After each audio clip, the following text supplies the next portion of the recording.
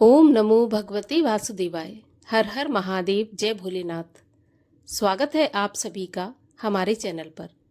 आज के इस वीडियो में हम आपको सुनाएंगे सावन महीने के महात्म्य के अंतिम दिन की कथा। आज है सावन महीने की पूर्णिमा तिथि और आज हम समापन करेंगे अंतिम दिन की कथा के साथ। अभी तक आपने सभी अध्यायों की कथा सुनी और आज की कथा भी आप अवश्य ही सुनिए, जिससे आपको सभी अध्यायों की कथा सुनने का पुण्यफल प्राप्त हो सके।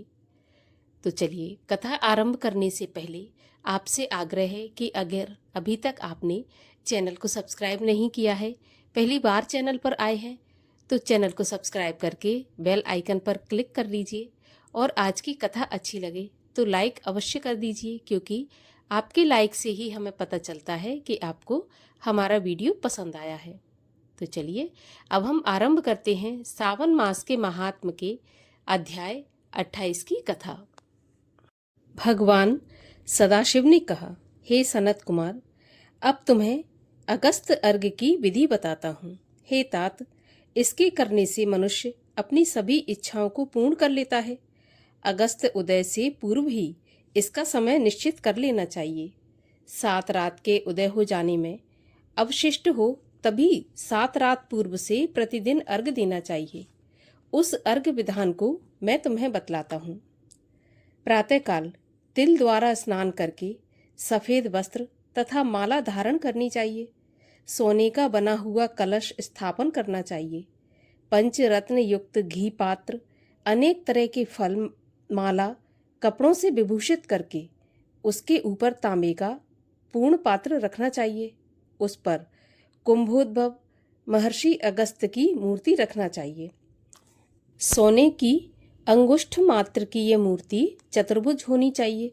मूर्ति मोटी, लंबे हाथों युक्त, दक्षिण मुख, जटामंडलधारी और सुशोभन, शांत, हाथ में कमंडल, बहुत शिष्यों से घिरी, दर्भ अक्षतधारी तथा लोपा मुद्रा सहित होनी चाहिए। उसमें आवाहन करके गंध पुष्प आदि षोडश उपचारों से पूजन करके नैवेद्य समर्पण करना चाहिए। भक्ति पूर्वक मन से दध्योपन बलि तथा अर्घ देना चाहिए। उसका विधान सुनो। सोने, चांदी, तांबा या वेणु में नारंगी, खजूर, नारिकेल फल, कुष्मांड, करवल्ली, करेला, केला, अनार, भाटा, बिजौरा नींबू, अखरोट, पिस्ता, नीलकमल, कमल, कुश, दूर्वा तथा अन्य सुसाध्य फल एवं अनेक तरह के पुष्प, 7 धान्य, 7 अंकुर, 5 पल्लव, 5 कपड़े, इन पदार्थों को रखकर अच्छी प्रकार से पात्र की पूजा करनी चाहिए। जमीन पर घुटनों के बल बैठकर पात्र को सिर में लगाकर मस्तक को झुकाकर कुंभोद्भव मुनि का ध्यान करके श्रद्धा और भक्ति सहित अर्घ देकर कहना चाहिए, हे रत्न बल्लभ, हे देव ऋषि, हे लंकावास, आपको नमस्कार है। जिसने आतापी और महाबली वातापी को भक्षण किया, जो श्रीमान लोप मुद्रा के पति हैं, उन्हें नमस्कार है। जिसके उदय से पाप विलीन होते हैं, त्रिविध व्याधि, त्रिविध ताप नष्ट होते हैं, उनको नित्य नमस्कार है। जिसने प्रथम जल जंतु समुद्र का पान किया, ऐसे पुत्र शिष्य स्त्री सहित मुनि को नमस्कार है। वैदिक लोग अगस्त मंत्र से स्त्री तथा शूद्र को पौराणिक मंत्र द्वारा अगस्त को अर्घ देकर प्रणाम करना चाहिए। हे राजपुत्री, हे महाभागे, हे ऋषि पत्नी, हे वरानने, हे लोप मुद्रे, आपको नमस्कार है। मेरे इस अर्घ को आप स्वीकार करें। मंत्र से वेदता को घी द्वारा अर्घ मंत्र से 1008 या 108 आहुतियां देनी चाहिए। इस प्रकार होम करके विसर्जन करना चाहिए। हे अचिंत चरित अगस्त, मैंने आपका यथाविधि पूजन किया है। इस संसार या परलोक कार्य की सिद्धि करके ही आप यहाँ से जाएं। इस प्रकार अगस्त का विसर्जन करके इस मूर्ति को ब्राह्मण को दे देना चाहिए। वेद वेदांग के ज्ञाता दरिद्र तथा कुटुंबी ब्राह्मण का अभिनंदन करना चाहिए। चित्त में यह भावना होनी चाहिए कि अगस्त मुनि इनको द्विज रूप से स्वीकार करें। इसे अगस्त ऋषि ग्रहण करते तथा देते हैं। दोनों के तारक अगस्त हैं, अतः अगस्त को नमस्कार है। दोनों मंत्रों से ब्राह्मण को दान करना चाहिए। द्विज लोग वैदिक तथा शूद्र पौराणिक मंत्र पढ़ें। सोने की सींगों वाली, दूध वाली, सुशोभना, सफ़ेद वर्ण के खुरों वाली, तांबे की पीठ वाली, सुशोभना, सफ़ेद वर्ण की गाय, उनको दान करना चाहिए। दोहन के लिए कांस्य पात्र, घंटा, वस्त्र युक्त भी दान देना चाहिए। हे सनत कुमार, अगस्त्योदय के पहले 7 दिन दक्षिणा सहित गाय का दान करना चाहिए। इस प्रकार निष्काम होकर 7 रात अर्घ दान करने से जन्म जन्म का भय मिट जाता है। सकाम रूप हो, आरोग्य समन्वित चक्रवर्ती होता है। ब्राह्मण 4 वेदों और 6 शास्त्रों का ज्ञाता हो जाता है। क्षत्रिय समुद्र तक भूमि प्राप्त कर लेता है। वैश्य को धन तथा गौधन की प्राप्ति होती है। शूद्र धन, आरोग्य और सत्य प्राप्त करता है। स्त्री को पुत्र, सौभाग्य और ऋषि युक्त घर की प्राप्ति होती है। हे तात, विधवा को बड़े पुण्य की प्राप्ति होती है। कन्या को अच्छे वर और अच्छे घर की प्राप्ति होती है। दुखियों के दुख दूर हो जाते हैं। जिन देशों में लोग अगस्त का अर्चन करते हैं, उन देशों में मेघ कामवर्षी हो जाते हैं। टिड्डी दलों की समाप्ति और रोगों का नाश होता है। जो अगस्त अर्घ का पाठ करते हैं या सुनते हैं, वह सर्व पापों से रहित हो इस संसार में बहुत काल तक सुखपूर्वक जीवन व्यतीत करते हैं और उसके पश्चात हंस से युक्त विमान द्वारा स्वर्ग को जाते हैं। जो निष्काम होकर आजीवन इसे करते हैं, वह मुक्ति पथ के भागीदार बन जाते हैं। अध्याय 29। भगवान सदाशिव कहते हैं, हे सनत कुमार, अब मैं तुम्हें सावन मास के व्रतों के कार्यों के संबंध में बताऊंगा कि किस समय क्या करना चाहिए। हे तात, जो कुछ मैं तुमसे कहने जा रहा हूँ उसे तुम ध्यानपूर्वक सुनो। मैं तुम्हें बताना चाहता हूँ कि सावन मास की तिथि किस समय की लेनी चाहिए, किस समय क्या प्रधान है, पूजन तथा जागरण आदि कैसे करना चाहिए। नक्त व्रत का समय उषा काल उस व्रत कर्म में कहा है। रात में भोजन तथा भोजनाभाव दिन में कहा गया है। प्रातः काल उस व्रत काल में उद्यापन कहा गया है। पंचांग द्वारा शुद्ध समय में अधिवासन करना चाहिए। दूसरे दिन से होम करना चाहिए। धारणा और पारणा में कभी भी रास वृद्धि नहीं होती। श्रावण शुक्ल प्रतिपदा के दिन संकल्प करके उपवास करना चाहिए। अन्य दिन भोजन, दूसरे दिन हविष्यान्न पारण में स्वीकार करना चाहिए। पारणा के समय दिन एकादशी हो तो 3 उपवास करना चाहिए। रविवार का व्रत अर्चन प्रातःकाल ही है। सोमवार में सायंकाल का समय प्रधान कहा गया है। मंगल, बुध तथा बृहस्पतिवार की पूजा में मुख्य समय प्रातःकाल कहा गया है। शुक्र की पूजा प्रातःकाल और जागरण रात को करना चाहिए। नरसिंह भगवान तथा शनि देव की पूजा सायंकाल करनी चाहिए। शनि के व्रत तथा दान के लिए मध्याह्न का समय मुख्य है। हनुमान जी की पूजा मध्याह्न तथा अश्वत्थ पूजा प्रातःकाल में की जाती है। हे विप्र, रोटक व्रत में प्रतिपदा तथा सोमवार सहित त्रिमुहूर्तो आहार स्वीकृत है, नहीं तो पहले की तिथि ग्राह्य होती है। उदुम्बरी द्वितीया, संध्या व्यापनी तृतीया युक्त पूर्व वेदित लेनी चाहिए। स्वर्ण गौरी में चतुर्थी युक्त हो। दोनों दिन सायंकाल व्यापनी हो तो तृतीया है। गणेश पूजा में तृतीया विद्ध चतुर्थी ली जाती है। नाग पूजा में षष्ठी युक्त पंचमी। सुपोदन व्रत में सायं व्यापनी सप्तमी युक्त षष्ठी होती है। शीतला व्रत में मध्याह्न व्यापनी सप्तमी। देवी के पवित्रारोपण में रात्रियुता अष्टमी तिथि है। कुमारी में रात्रि व्यापनी नवमी उत्तम है। आशा में रात्रि व्यापनी दशमी है। हे तात, दशमी विद्या एकादशी अग्राह्य है। उसके वेद को बतलाता हूँ। सूर्योदय समय दशमी वेद वैष्णवों के यहाँ होता है। सूर्योदय समय में स्मार्तों के यहाँ दशमी वेद होता है। इस रीति द्वारा द्वादशी पवित्रारोपण में कही गई है। अनंग व्रत में रात्रि व्यापनी त्रयोदशी है। द्वितीय प्रहर व्यापनी हो जाने से प्रशस्तर होती है। शिव पवित्रारोपण में चतुर्दशी रात्रि व्यापनी है। अर्धरात्रि व्यापनी ज़्यादा उत्तम बताई गई है। उपाकर्म तथा उत्सर्ग में पूर्णिमा और श्रवण नक्षत्र ग्राह्य है। यदि अन्य दिन पूर्णिमा 3 मुहूर्त में है तो व्रत दूसरे दिन करना चाहिए, नहीं तो ऋग्वेद शाखा वालों को पहले दिन करना चाहिए। तैत्तिरीय शाखा वाले यजुर्वेदियों को अन्य दिन पूर्णिमा 3 मुहूर्त में रहने पर भी उपाकर्म और उत्सर्ग दोनों पूर्व ही करने चाहिए। पूरे दिन पूर्णिमा तथा श्रावण नक्षत्र 1 मुहूर्त उत्तर संबंध हो तो अन्य 2 दिन मुहूर्त के अंदर पूर्णिमा श्रवण नक्षत्र समाप्त हो तो पूर्व दिन करना चाहिए। अपराह्न काल में सामवेदियों को हस्त नक्षत्र अपराह्न काल व्यापनी हो तो पहले दिन करना चाहिए। उपाकम उत्तर सभादीप करना चाहिए। श्रावणी कर्म तथा सर्पबलि को सूर्यास्त समय व्यापनी पूर्णिमा उत्तम बताई गई है। हैग्रीव उत्सव में पूर्णिमा मध्याह्न व्यापनी लेनी चाहिए। रक्षाबंधन कार्य में अपराह्न व्यापनी पूर्णिमा ग्रहण करने योग्य है। चंद्रोदय व्यापनी संकष्टी चतुर्थी स्वीकृत है।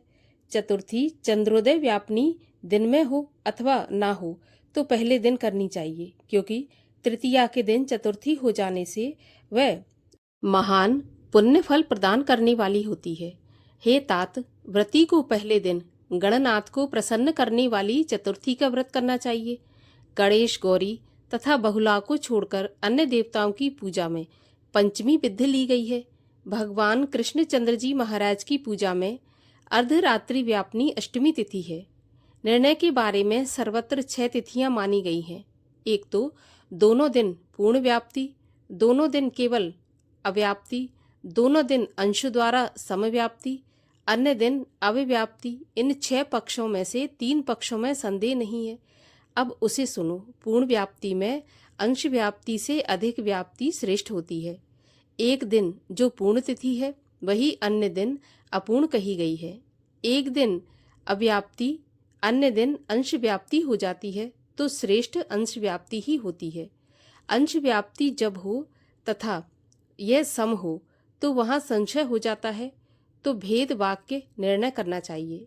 युग्म वाक्यों से कहीं कहीं वार नक्षत्र योग बल से, कहीं प्रधान 2 योग से, कहीं पुराण योग से जन्माष्टमी व्रत में संदेह हो, यानी इन पक्षों में परा हो तो प्रातः काल पारण करना चाहिए। पिठोर व्रत में मध्याह्न व्यापनी अमावस शुभ मानी गई है। वृष मार्चन में सायंकाल व्यापनी अमावस्या शुभ मानी गई है। दूरवा के संचय में संभव समय है सूर्य की। कर्क संक्रांति में 30 घड़ी पहले पुण्य समय माना गया है। सिंह संक्रांति में 16 घड़ी पहले तथा 16 घड़ी बाद में पुण्य समय हो जाता है। कुछ मुनि सिंह संक्रांति से पहले 16 घड़ी पुण्य समय कहते हैं। अगस्त अर्घ समय व्रत विधि सहित ही कहा है। हे तात, मैंने तुम्हें ये कर्मों का काल निर्णय कहा। इस अध्याय को जो सुनता है तथा जो इसे सुनाता है उसको श्रावण मास के सभी व्रतों के फल की प्राप्ति हो जाती है। 30वां अध्याय। भगवान शंकर कहते हैं, वत्स, श्रावण मास का जो महात्म्य मैंने तुमसे कहा है, यदि कोई पूरे 100 वर्ष तक उसका वर्णन करता रहे तो भी यह पूरी तरह से नहीं कह सकता। सती के दक्ष प्रजापति के यज्ञ में अपनी देह का होम करने के बाद हिमालय की पुत्री होकर इसी श्रावण मास का सेवन किया था, जिसके कारण उसने मुझे प्राप्त किया था। अतः यह महीना मुझे बहुत प्रिय है। इस महीने में ना तो अधिक ठंड होती है और ना अधिक गर्मी होती है। इस श्रावण मास में राजा और प्रजा दोनों को ही अपनी देह में वैदिक मंत्रों द्वारा सफ़ेद भस्म लगानी चाहिए या जल मिश्रित 12 त्रिपुंड मस्तक पर, छाती, नाभि, दो भुजाओं, दोनों कूल्हों, दोनों कंधों, सिर, कंठ और पीठ में मान स्तोके इस मंत्र से धारण करते हैं। सद्यो जातादि इससे या षड अक्षर मंत्र से सर्वांग में भस्म लगानी चाहिए। शरीर में 108 रुद्राक्षों को धारण करना चाहिए। 32 रुद्राक्ष कंठ में, 22 मस्तक में, 12 दोनों कानों में, 24 दोनों हाथों में, 8 दोनों भुजाओं में, एक भाल में और एक शिखाग्र भाग में धारण करना चाहिए। इस प्रकार 108 रुद्राक्ष अपनी देह में धारण करके मेरी पूजा करना चाहिए। नमः शिवाय पंचाक्षर मंत्र का जाप करना चाहिए। हे वत्स, ऐसा करने से सावन महीने में हमारा ही स्वरूप व्याप्त है, इसमें संदेह नहीं है। श्रावण मास को मेरा प्रिय मास जानकर इस मास में मेरी तथा केशव की पूजा करनी चाहिए। मुझे इस महीने में कृष्ण जन्म अष्टमी अधिक प्रिय है। इसी दिन देवकी के गर्भ से श्री हरि प्रादुर्भूत हुए। हे वत्स, यह मैंने श्रावण मास का लेश मात्र महात्म तुम्हें बताया है। अब कहो, तुम और क्या सुनना चाहते हो? तब सनत कुमार बोले, प्रभु, श्रावण मास में करने योग्य जिन कर्मों को आपने कहा है वह सुने तो मैंने अवश्य हैं, किंतु सुनने के बीच में आनंद सागर में गोते लगाता रहा, इसीलिए मुझे याद नहीं रहा। हे प्रभु, आप सब कुछ तथ्य रूप से कहिए, जिससे मुझे क्रम अनुसार पता चले तथा मैं उसे भक्ति से ग्रहण कर सकूं। तब भगवान सदाशिव बोले कि समाहित हो, शुभ अनुक्रमणिका सुनो। शौनक का पूर्व प्रश्न है, अनंतर सूत का उत्तर है। सुनने वालों के गुणों की कथा, तुम्हारे प्रश्न और श्रावण मास की निरुक्ति तथा श्रावण की स्तुति। हे मुनि श्रेष्ठ, फिर सविस्तार तुम्हारा प्रश्न हुआ। तुम्हारे द्वारा मेरी स्तुति, नाम निर्वचन आदि सहित हुई।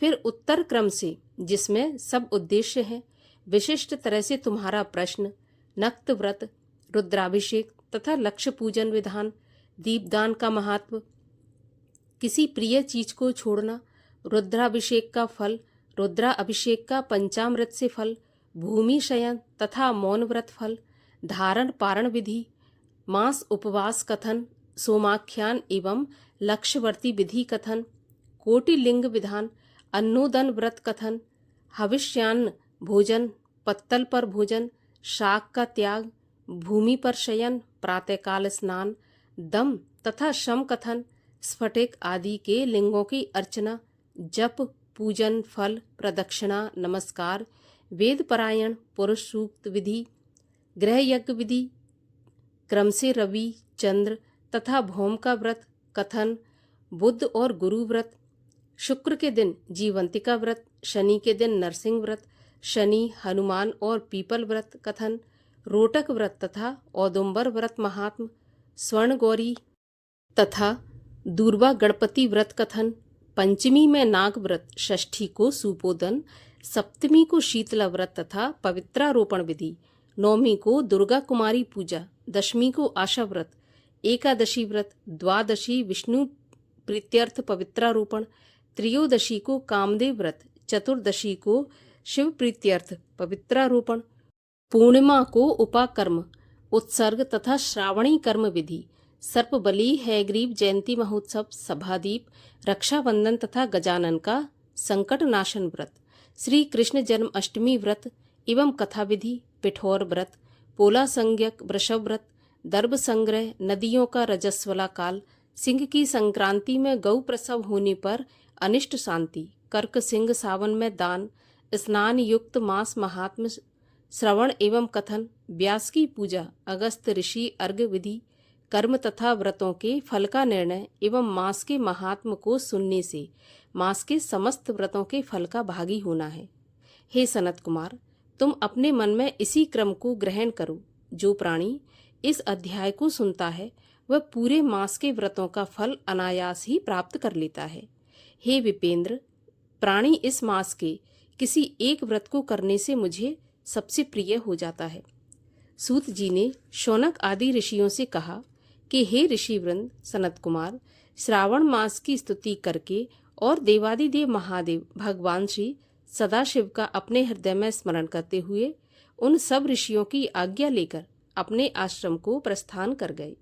इस अद्भुत रहस्य को आप भी हर किसी से नहीं कहना, यह तो आप सबको उचित पात्र जानकर ही मैंने प्रकट कर दिया। इसी के साथ सावन मास के महात्म का समापन होता है। बोलिए हर हर महादेव।